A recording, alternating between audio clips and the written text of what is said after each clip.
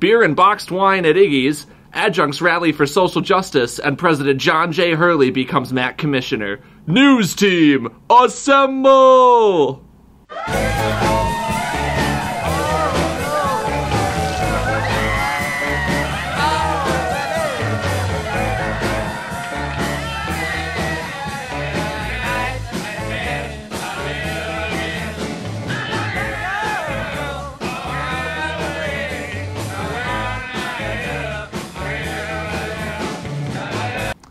Hi, dear reader. I'm Kevin Daly, news editor, joined as ever by our editor-in-chief, the timeless, the eternal, the immutable, Mr. Jordan LaBarber, coming to you live from the Griffin office here in the Richard E. Winter Student Center, the Griffin bunker itself, the Holy of Holies. Here on the one-year anniversary of our now infamous trip to New Orleans, the Griffin staff touched down in the Big Easy exactly 1 year ago today. Yeah. And on the same day, probably in the spirit of that trip, we have been invited to apply for the Elie Wiesel Prize in Ethics for reasons that pass understanding.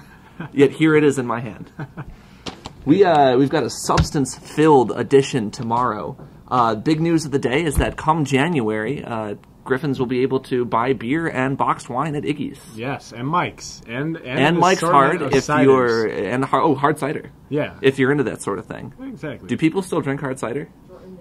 Maybe in October. Like William Henry Harrison did, and then I don't even know. I think they're on the comeback. I see a lot of cider brands out there right now. No kidding. I do. I'm not going to mention them by name, but I do.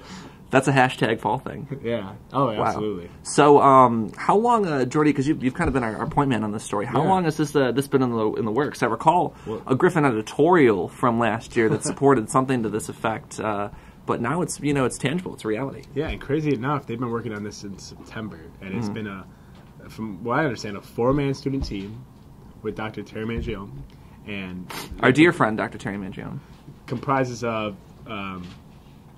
Joe Ritigliano, Baseline Joe, president of C Block, Andy Plunitsky, USA, Neil Savoy from is it Savoy? Savoy. We'll say Savoy because he's a very cultured man.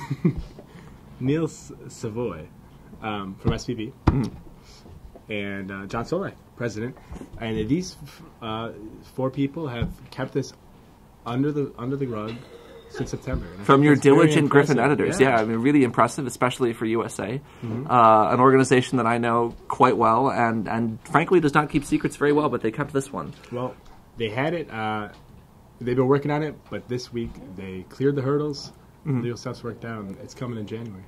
Yeah, no, big news. So where exactly in Iggy's will this bar be set up? It looks like it's going to be in the back section. There's a space that once held a bar, and they're going to go bar there, formerly called the Rathskeller. The Rathskeller, and they're going to go there for now.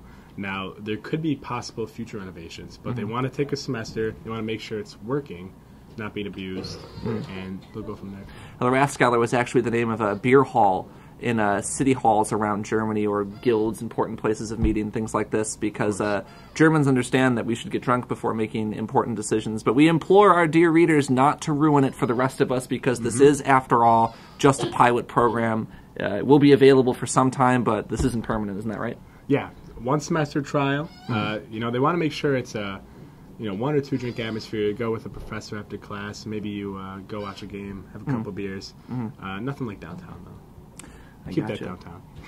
Well, speaking of professors who take haven in bars, I understand that some of our professors are heading down to the Buffalo Public Library tomorrow. They are. There's a not only ours but the Buffalo Adjunct Movement, BAM, is holding a grade-in downtown tomorrow, and it's a demonstration first and foremost, leading to the library where they're actually going to sit and symbolically grade their papers as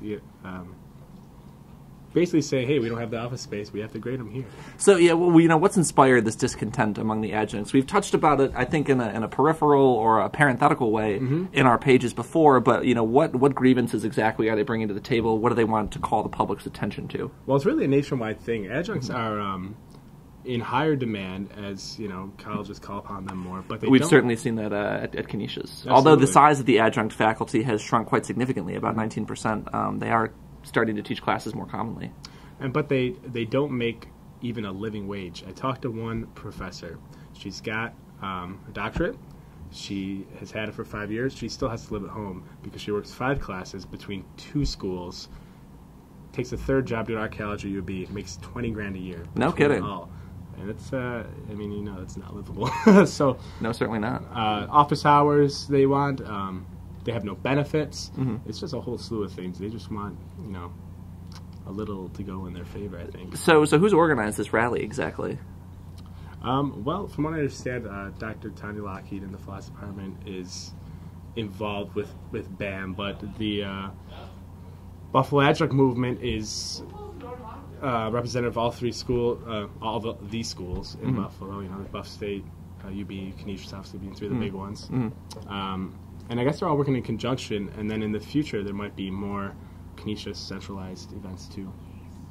I gotcha. Well, sports editor, notorious ne'er-do-well, perpetually absent from the Griffin office, though he leaves a mess that's disproportionate to the amount of time he spends in this office. Mr. John Langley prepared a story on our own John J. Hurley, Canisius President and former Griffin editor, now assuming another title, MAAC Commish. MAAC President. Well, I like to call him the Commish, though. Yes. John the Commish J. Hurley. Rich Enzer might take issue with that. Probably. But it's a cycle between all the presidents of MAAC schools, and I guess one of the points he made clear in the story was that President Hurley doesn't just take it as a chore like some may. He really relishes the opportunity, and he's got a lot of opinions on athletics, especially as the landscape changes between the bigger schools and the smaller schools and where we fit in on that. He does have strong opinions, and I think you see that in the article.